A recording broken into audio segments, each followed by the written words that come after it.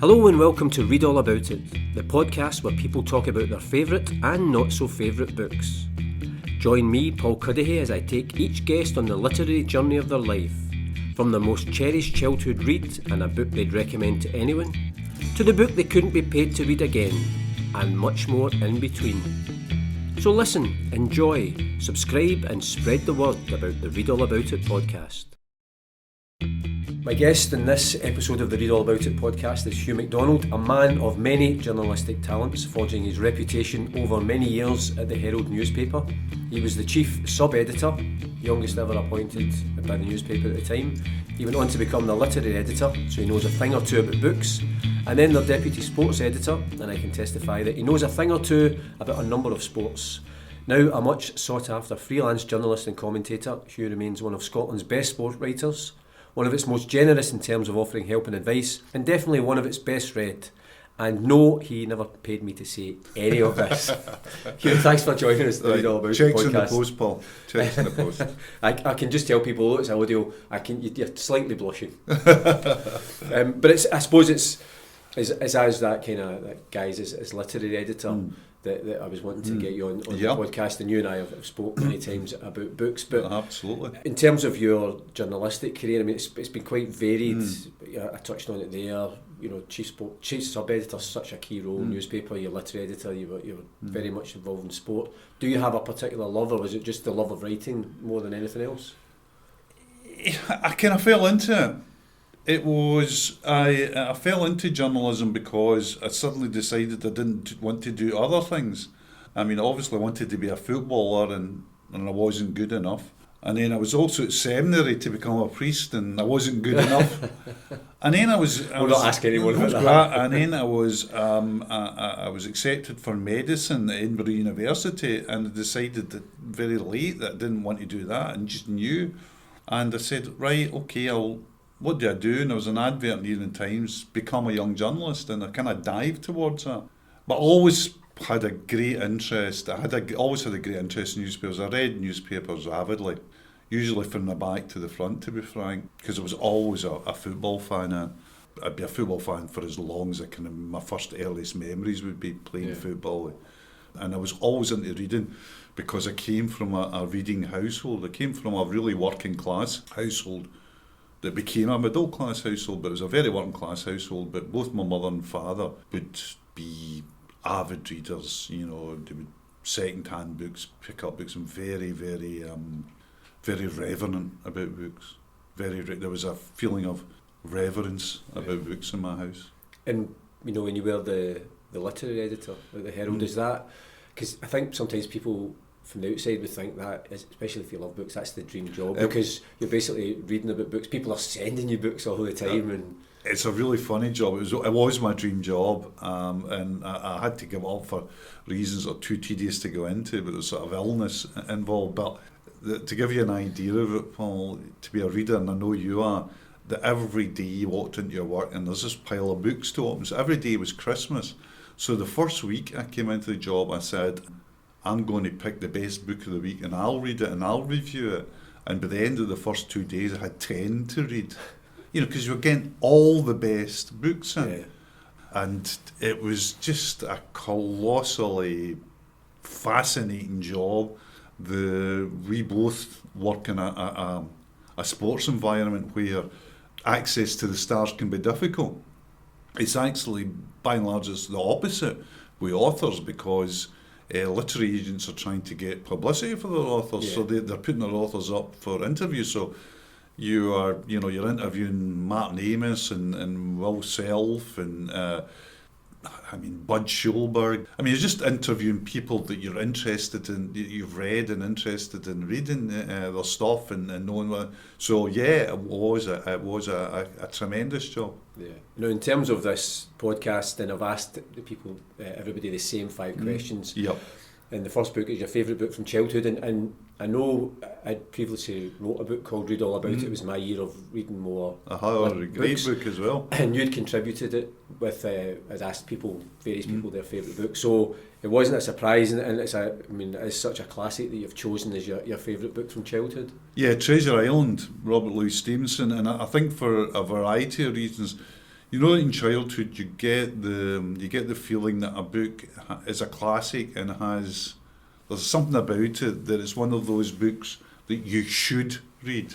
You know, and as a child, there's maybe a little resistance to that because you might think, oh, this is going to be a bit difficult, or this is going to be a bit, in that modern word, challenging, and as soon as I picked it up and started reading it, I mean, it's so banal to say, but it's such a great book that you could read it now, and I have read it since, and you would get so much more out of it than I did it. And honestly, I'd be 6 or 7 when I read it. And you get so much out of it, it would stand up now of a thing of substance, but the way it stood up there. And the thing about it was that I knew already that reading was fun, and I knew I loved reading, and I knew reading was going to be part of my life. But I didn't realise that reading so-called classics would be such fun. Yeah, that's quite a nice thing to find out very early on, isn't it? It's an incredible thing, because what you'll find out in later life is somebody will say to you, oh, that's like War and Peace, or you went and read War and Peace, and you say, have you read War and Peace? Because War and Peace is a really readable, enjoyable book. It's a fantastic book, but there's some kind of like pretension if you say, oh, I was reading War and Peace on my holidays. You say, reading War and Peace, and it's a great novel, it's an important novel, and it was one that, for your later questions, it came pretty high up on the list. But Treasure Island was so exciting, so dramatic, so and that great thing where it takes you to another land. You know, you're maybe sitting reading it in those of 6 or 7, sitting reading it in Glasgow, and it's taking you to, you know, desert islands and Caribbean, and you're just fantastic. It was interesting when you chose this, because one of the podcast guests, Chris Dolan, who of course you know, a really good Scottish writer, and his first book from childhood, it was Kidnapped. And in choosing Kidnapped, he said he tried, he was about maybe 9 or 10, and when he tried reading Treasure Island, he found that more difficult. Then went to Kidnapped, absolutely loved that, then went back to Treasure Island and appreciated it all the more because he'd read Kidnapped for. But the greatness about great writers, and certainly great, in the best sense, popular writers of, you know, of the 19th century, 20th century, certainly, was to be accessible, because these people weren't writing for literary merit. You know, Dickens was writing, for example, for money. He was writing instalments in books, and Robert Louis Stevenson, of course, had this great artistic element to him, but he knew he had to write it to be sold and to be read. So these books were, in that terrible word, readable. You know, they were, and although now you see, it's like the great things, that simplicity about Kidnapped and Treasure Island, when it's like everything else, you really have to be that good to make it that simple. But also what I love about Treasure Island and Kidnapped, and you've already mentioned it, is you read it as an adult, and if, I mean, I actually bought another copy of Kidnapped recently because I'd given away my other copy, and it's one of the books it's on my list of books to read again, and I know, even though I've read it a couple of times, I'm so looking forward to reading it again, because it will just, as you say, you'll get something new from it. Well, I'm going to read it again. What I'm going to do is, I'm now in grandchildren land, and with grace of God, if I'm allowed, I'm going to, you know, start. I bought a really beautiful copy for my granddaughter, and I'm going to read it to her every week at night, because she's already kind of showing the MacDonald kind of genes for being a reader. You know? What age is she? She's 3, but she loves books. And as you say, that accessibility, that it's just... And even if you don't understand it at 3 and 4, I think if you're just telling a story at 3 and 4, there's something wonderful about sharing a book at a very early age, even though you're not understanding it. It's a story, and you're hearing some elements of the story which you can grasp, but the great thing as well is you're hearing things like stories are important, books are important, and your granda wants to spend time with you. These are important things to know in your life, that people want to give you time, that you're worth people's time, that reading, people think that reading might be important to your life. If it isn't, that's fair enough. She ends up saying, isn't, that's fine. But given that opportunity, I think it's been the great, reading, you know, has been such a wonderful thing in my life. And when you're reading the book to her, do you put on a few different voices and make it dramatic? Well, I haven't started the Treasure Island because I think she's just slightly too young for that. But I buy her books all the time, And books, kids' books now are wonderful. Beautifully illustrated and all that. And yeah, I do the whole nominated for Best Supporting Actor in a child's book under the age of 5. That would be another career for you, audiobooks. Quite. We'll wait and see how your granddaughter gets on with that.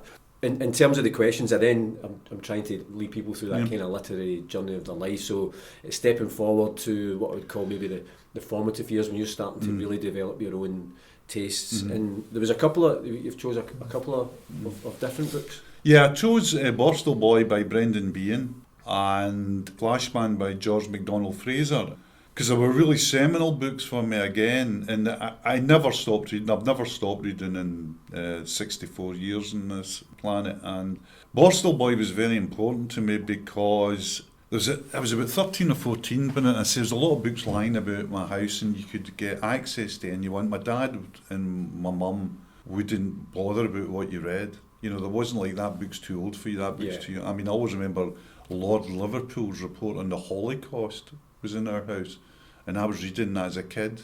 Most people now would say, "Oh, you're too young for that." But there was this laissez-faire attitude in my house where if you wanted to read something, you read it. So Borstal Boy was a kind of naughty book. It had been banned for obvious reasons. For people who don't know what it's about, it's Brendan Behan's early memoir of being arrested when he's a member of the IRA. And he was a young boy, and he'd been arrested in England in a bomb plot, an absolutely kind of absurd and feckless and incompetent bomb plot, and he got caught, and he was put in remand in prison, and he was sent to Borstal, and it's written in Brendan Behan energy, and the language in it is very, shall we say, authentic in terms of. They had to actually change in certain editions, change the F word to a more palatable F word. But anyway, they had that. And the thing I loved about it was, it was that kind of forbidden fruit for me. I was young and I was reading this. But the thing I always loved about it as well was that sheer energy and kind of that word brio of the writing. It was just like sort of full force book that you just wanted to turn every page. Not because of any plot shifts or anything like that, because you were so interested in this guy and his predicament. He was a young kid, a long way from home, and I had some really marvellous moments in it because he was being so open about his fears, his insecurities, the danger of imagine being a young IRA man in an English prison, the dangers to him and how he had to make his way, and being so open about this. And you've got to remember, this would be literally half a century ago I'd be reading this, where if you were fearful and insecure as a young man, which I would be at 12 and 13 and 14, you couldn't really speak about that because there'd be something wrong with you, Absolutely, yeah. So tying in with Behan's fear and how he was getting through it, and little things like he used to order the News of the World every week, not because he necessarily liked the News of the World, but it had the most reading in it, and he would ration it so that he was reading all week till the next News of the World came in, because he was so fearful of having nothing to read. And I tied in completely with that, Paul. One of my great fears and phobias in life would be to have nothing to read. Even talking about that, I got a wee stick in my tummy. Did you read a lot of non-fiction at that time? I read anything. But even at that time, yeah. Anything at all. I would read whatever was lying about the house. My dad would literally throw stuff at you saying, you should be reading that, you might like that. No, he never said you should be reading that. He was very good that way. He'd say, there's a book in that, you might like that. So you would read anything. You would read stuff as well that was well outside your frame of reference. Like Lord Liverpool's report and the Holocaust. But you would read stuff that you didn't understand and all. But I never ever minded that, And looking back, it was good because it broadened you, made you grow. So I would do the lot. Yeah. Probably makes you a more open-minded reader as well. And I think to go on, if you're talking about non-fiction, to go on to the Flashman stuff, that was part of the non-fiction, because I always, at school, when I was getting taught history, I always wondered why I didn't like history at school. Because somewhere inside me intuitively felt that I really should like it, because it was important. Mm-hmm. And any time I read about people in history, I really thought, that's interesting, And it was because history was taught as a series of events and dates. And Flashman, one of the great things about Flashman was Flashman's fantastic history, really great history books, because they're very true to their time and place. Everything in Flashman, except Flashman himself, is a kick in the bum off 100% authentic. So if Bismarck is coming into Flashman books, or if Lincoln is coming into a Flashman book, or Lord Cardigan or whoever, they're based in historical fact, and not many historians could actually argue with what George MacDonald Fraser's saying about them. I loved that, and that really opened up my interest in history as well, and they were just so brilliantly well done. You can see the Sharp series of books, absolutely, because obviously there's inspiration that he took for them, and is that kind of similar? Absolutely. In terms of written, I think Flashman spoiled me for Sharp, because I think I was more temperamentally suited to Flashman, because I think at the heart of Flashman with George MacDonald Fraser was this immense ruse, this really flyman act, where if people have not read the Flashman books, they're purported to be the genuine memoirs of Harry Flashman from Tom Brown's school days. And a lot of people actually took it, because he writes this very po-faced introduction to them, saying, these papers were found behind a mantelpiece, and there's provenance to where they'll be. And it's very, very funny, of course, as well. And again, it's very, very good on the human condition. And that Flashman in the books has got a VC, becomes a baronet, becomes a sort of like the great hero of England and the Empire. And he's an absolute coward and cad. And that was a useful lesson to learn at 13 and 14, that how people are perceived by the larger majority of people is not necessarily the way they are. Yeah, because it's a real skill as a novelist to, as you mentioned, to take either historical events or historical characters and still be able to weave them into a novel, make it believable. Absolutely. And then to straddle this, as George MacDonald Fraser did, straddle this thing of real historical substance and validity with something so, wacky, really, he's made up, and something so imaginative, and to keep the both of them together for a whole series of books. And interestingly, he was a friend of my dad's, George MacDonald Fraser. Right. Because my dad by that time was working in the Herald, and George MacDonald Fraser was the deputy editor of the Herald. And we perhaps would never had Flashman books if George MacDonald Fraser had been made editor of the Herald. He was overlooked as editor of the Herald and said, right, I'm away to write these books. So whoever we have to thank for that. Yeah, absolutely. So they were really important books for me.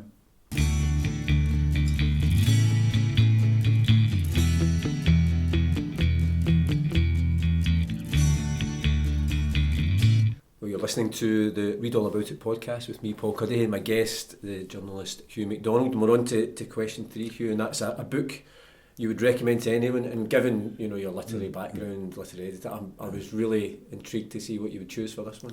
There's so many books you would recommend, isn't it? And one of the great things about books is reading a book and putting it down and going, I must give this to X, or Y will love this. Because that's the great thing about it, isn't it? Sharing a book. Have you read this? See, I asked one of my other guests about that, because I often wonder, and I do it occasionally with books that I've invested so much in. If I give it to someone and you say, you'll really love this, and then if they don't, I'm thinking, am I judging them slightly by saying, really? Why don't you love it? Yeah, because it's a dicey thing, because you're giving a bit of yourself. Yeah, absolutely. Yeah. You're giving a bit of yourself. And sometimes guys will, we've got mutual friends who will share books with us, and sometimes it doesn't chime. But mostly, as years go on, you can. But the reason I've chosen Les Miserables by Victor Hugo is for one reason only. Because you could boil down, I could give you 100 choices. And I read a book this year, for example, Night Boat to Tangier by Kevin Barry, which I think is just a work of genius, almost of it's almost of poetry. This book's I would recommend that, and recommend so many other things. But Les Miserables, for this one reason, it has in it the best evaluation of goodness that I've ever read. And I think we're imperfect beings where we know too much how capable we are of bad things, and maybe we know too much at times and beat ourselves up about our bad things. But we're also capable of being good, and we're also capable, and being good is being open and helpful to someone else, is giving that goodness away. And in Les Miserables, there's a chapter, there's quite a famous chapter about the bishop and about the escaped convict, and it's the best example of goodness I've ever read. And for those that have not read it, the escaped convict is on his uppers, so he steals.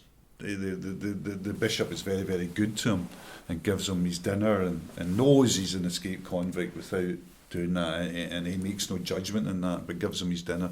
But he puts out the best stuff for his dinner, you know, in the great Christian tradition of anybody that's a guest in your house you should treat as Jesus Christ, you know, and what religion you are. I just think that's such a wonderful ethos, isn't it, to treat everybody like that, and he puts out the best cutlery and all, includes his silver candlesticks. And the escaped convict needs money, and he racks himself, and he does something bad. He steals 2 candlesticks, but he's found down the road by the cops with the 2 candlesticks, so they take him back to the bishop. And then he says to the bishop, "This is the guy you were feeding and all that. He's knocked your 2 candlesticks." And he says, No, he's forgotten the other 2 candlesticks, and gives him the other 2 candlesticks and sends him on his way. And I thought, goodness gracious, isn't that goodness? Somebody's stolen for you, but he's not stolen enough. Here's more. Guy could have dobbed him in, and the guy's back in the galley slaves. But with that one move, not only has he shown his own goodness in giving, but he's changed the guy's life. And he's maybe given the guy a lesson, you know. And I always remember reading that for the first time, and I read, it's a huge book, it's like 4 books, but I read it twice. I read it once just to read it, and I read it another time because there's a new edition out, and the Herald wanted the new edition reviewed. And I remember the first time I read it, that chapter, I just turned the book over. That's goodness. You know, you've got to give it away. You've got to make no judgments. You've got to look at other people and say, how can I help you? What would be the best thing to do to help this person? It was really, really very powerful. And the second time I read it, which would be 20, 30 years later, I was actually looking forward to coming to the chapter. When the chapter came and reading it, I read it in a sort of meditative state. It was just beautiful. It was very emotional. It was almost like bringing tears at the end, that somebody could be so good, that goodness was within us all. It's not like you know, like watching the footballer guy hitting the ball into the net for 30 yards and that's very good, but I couldn't do it. This propensity for goodness was within us all, and the capability was within us all as well. Because I was wondering, you know, you touched on at the start that you had at one point you'd been at seminary. I mentioned in the introduction that you, and I know I was kind of half joking and just, you know, bigging you up, but in terms of your kind of generosity of, you know, people testify of, you know, in terms of advice and help and stuff, and is that kind of faith and that idea of, you know, that at the very core of being good to other people, love your neighbour, is that obviously really important to you? Yeah, and I would say it would be, and I'm obviously very fallible in it, but it would be something that would transcend kind of religion for me. It would be something that we're all in this together, you know, and because I've had times in my life as well where I've needed really strong help from other people, you know, I've had addiction issues and things like that in my life that mercifully have receded from for 30 years, and I'm quite open about talking about it. I've no shame about that, you know, because it was part of my life. And getting that, what do you use the word? Unreserved help, unmeasured help, non-judgmental. Is this what you are? Well, and I've always been very moved by people's capacity to just engage with you and say, well, and then that non-judgmental thing's great, because people's capacity at a very high level to say, I can't solve this for you, but I can be there for you, or which is sometimes what you need. It's precisely what you need. So I've always, it's been at the core of me, but that whole reading, whether it be non-fiction or fiction, I think strangely, not maybe for you and I who are big readers, but that fiction is more educational than non-fiction in many ways. Yeah. It can be, because you get into characters' lives and you see how they deal with things and how their lives are being dealt with as well. So I think reading plays into that, that you're part of a wider community, you're whether a bigger whole, and you're part of things that you don't understand. There's problems that people will have in my circle that I don't understand, but I don't need to understand them to be able to help or to be able to be there. Because I thought as well, what must have been good for you when you reread that passage in Les Miserables, given the fact that it's such a profound effect on you the first time, it's good that it had the same effect the second time, or even more, because there'd have been nothing more disappointing if you'd reread it years later. And sometimes the experiences of life change your perspective and things if it hadn't impacted you. Well, that's a great thing about, I think about great fiction, and about great fiction is our great reading, our great literature. There's enduring truths in great literature. I mean, if you read Vasily Grossman and Life and Fate about Stalingrad, you don't need to be a Russian guy in Stalingrad under the communist system to understand it fully. You can understand the characters, you understand their dilemmas. You don't have to be starving to empathise or sympathise with the starving. And great literature takes you into the heart and substance of, it's that terrible word, the human condition, but that's what it is. I mean, that's why, people can criticise Dickens for being over sentimental. I don't, but people can. But what Dickens is talking about is, the vile criminality of poverty, is about, the obsequious and dangerous notions of people who want to be our betters. We're in the middle of a general election campaign, and we'll always be in the middle of a general election campaign in Britain. But these things still stand true today. Yeah, which is sad in a way. It's horrible in a way. That relevance to what we should do as human beings is I think is kind of the core. And you don't have to take it on, but it's there. We speak about great literature, but we're on to the next question, and it's maybe not so great literature, and this is the book, and you've obviously been paid at times to read. Oh, absolutely paid. But what's a book that you couldn't be paid to read again? And it did make me laugh. There's Will Carling's autobiography, and it stands as a whole genre, actually, a genre that I had to do all the time is review sports books. And sports books at that time were just awful. It was just like, there was no insight into them, and there was no depth to them, and it was painting by numbers, and his one was one of the great kind of exemplars of that. And it was really unfortunate, because now the culture's changed, and sports books now, people are coming out and talking about their mental health issues or whatever, they're coming out and there's depth to what they're in. You've written them, but there's depth to it now. You can read a sports book and say, that's good. And why it annoyed me was that there was this great tradition in America of sports writing being really, really important. And there's a great tradition in Britain where they talked about it as you work and I'm a sports writer, of course, and you're working in the toy department.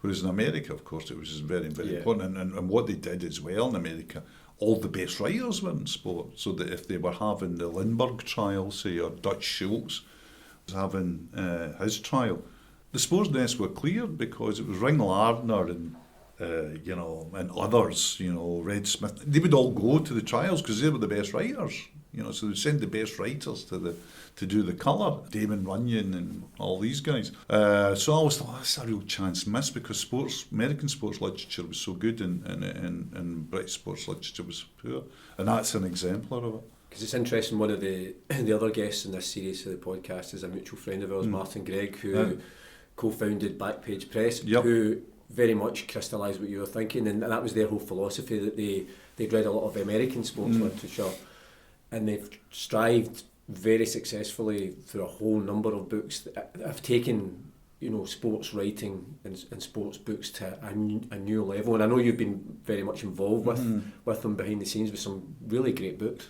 Yeah, but see, their point of departure for all their books is not, we'll publish this book because it'll make us money. They always say, why should we publish this book? You go, what do you mean, why should you publish it? What's it going to say?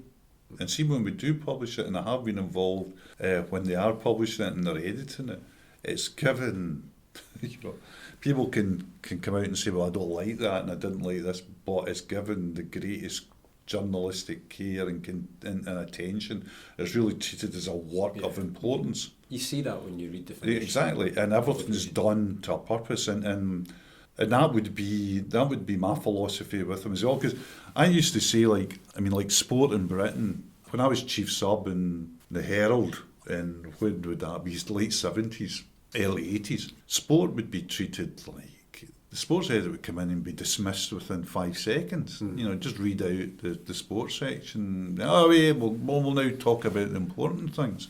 And that used to kind of hurt me a wee bit because I was really interested in sport, but sport was looked upon a bit dumbbell, and I'm going, no, it's really such an important part of my life and other people's life, and they're not dummies.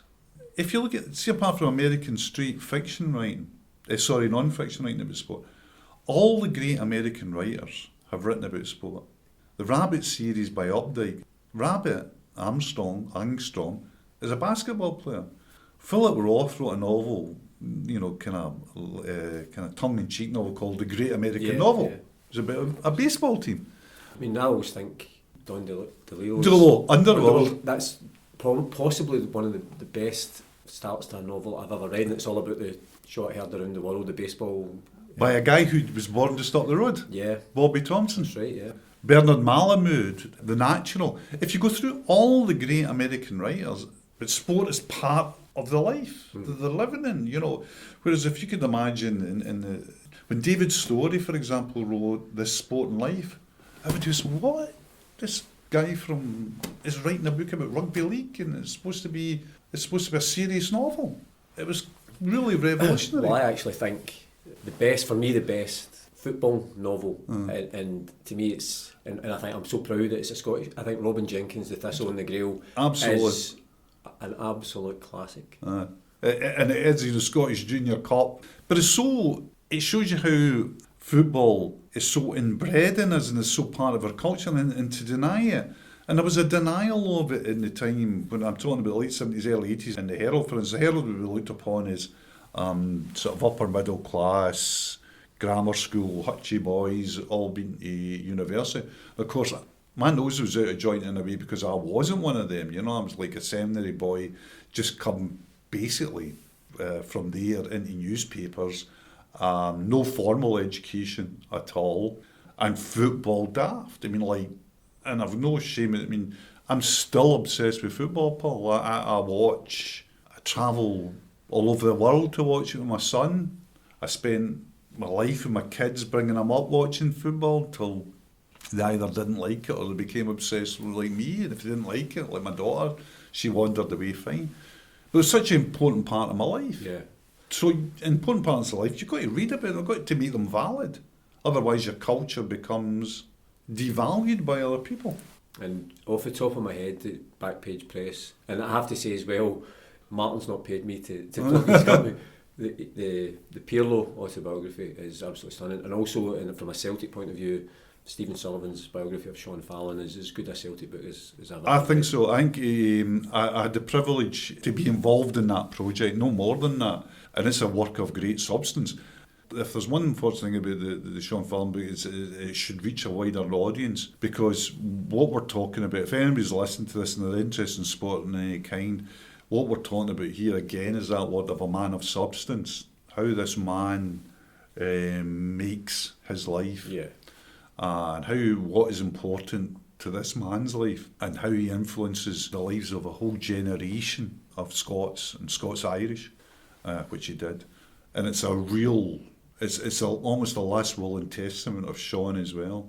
Yeah, that's an extraordinary book. And Pirlo is a genius book, because the guy who he translated is a guy called Mark Palmer, a Scots guy, a journalist at the Sunday Times. And his translation of it is brilliant, because you think you're reading it in Italian, because it's kind of clunky, you know, that sort of has that kind of idiosyncratic Italian feel to it. So instead of smoothing this and making it a very English spoken book, he's made it a very Italian book, which is precisely what it needed. Pirlo's a fantastic book. Well, as I say, you can check them out. We're on to the fifth and final question. It's the last book you read or are currently reading, and it was interesting when you got in touch with me beforehand, you said that you've always got 3 books on the go, one fiction, one non-fiction, and one spiritual book. Yeah. I lose the term spiritual sort of very loosely. It's just like, I always liked a book in the best sense of the word, sort of, I think all books for me imbue me with the spirit and move my spirits. But something over the years I've been very keen to sort of read books of different religion, different religious practices, different spiritual practices, whether they're not be religious at all. And a guy there's a couple of guys I'm really interested in now. One's Richard Rohr, who's a Roman Catholic priest and does a daily meditation if anybody's interested, which you can sign up for nothing. And it's completely non-Catholic. It's about just sort of meditations. It comes from a Christian tradition, but he's very in. So I'm reading one of his books at the moment. I usually read that last thing at night, and sometimes baffles me. I like a narrative flow, Paul. Yeah. And that's why a spiritual book at night is good for me, because it settles me. I've got to read it properly. I've always got to be aware of myself when I'm reading. Slow down. The page doesn't have to be turned. Mm-hmm. You can actually read what's on the page. Almost. That's quite a conscious thing with me. In terms of the fiction book, it's Charles Walford Omnibus. Charles Walford's a strange guy. He's he's known as a kind of pulp fiction crime writer. He's obviously, I think, more than that. He was a very some life. One of these kind of itinerant Americans, ended up being a tank commander in the Second World War, and winning the Croix de Guerre and things like that, and then coming back and doing jobs like being a car salesman, a kind of feckless drifter, but writing. And his novels are very sort of powerfully masculine and macho, but underneath that is the feeling that you get as you read them is that being powerfully masculine and macho is a very dangerous thing to be, not a very fulfilling thing to be. Mm-hmm. And Elmer Leonard, who's one of my great heroes, he put me on to him by writing one day that he said people should read Charles Walford. So that thing. That's great. We talked about book recommendations. That's good. Yeah. And so I'm reading the second omnibus of his at the moment and really enjoying it. What was my non-fiction? The non-fiction one is the latest in the Thatcher. Oh yeah, that's really interesting. This is like most. I worked as a chief sub and night editor during the Thatcher era in a paper that was broadly supportive, I think, of her, but definitely amongst a lot of colleagues who were broadly supportive of her, in a culture that was completely and utterly hateful of her, and in a culture that was being destroyed by her, and consciously destroyed by her. And I read Charles Moore, who's written this trilogy. It's very much a Thatcherite, very much in that Westminster bubble. And it's brilliant, the trilogy, because if you read it, you just see how inconsequential and irrelevant our lives are to this Westminster powerhouse and what's going on there. And you can throw the book against a wall in contempt and hatred of that. Or you can read the 3,000 pages and say, isn't this incredible how the lack of insight into what is happening in the wider country. It's beautifully written, by the way, and meticulously researched, and very sympathetic to Thatcher, which would be the antithesis of me, the last part. But very interesting in the motivations behind things, and just the sheer lack of knowledge of what goes on in people's lives and how people are living their lives. And it resonates, of course, to this day, where you can well up with tears when the one word or the two words, whatever way you want to name it, food banks. Food banks in this country. Food banks. Well, there was actually during the election campaign in December, there was a photo opportunity, and it was a couple of Conservatives, and it was at a food bank, and the slogan alongside it was, every town should have one, which is, we talked about Dickens, we're talking about 2019, 2020, and that's a phrase that people would use. So what the Thatcher thing has done for me is to show how these people, some of them very intelligent, and all of them very driven, this complete and utter lack of empathy or sympathy for how other people are leading their lives. And You see it all the time, you hear, Conservatives saying, people who use food banks, they're not starving, they've just got a cash flow problem. And you go, oh my God.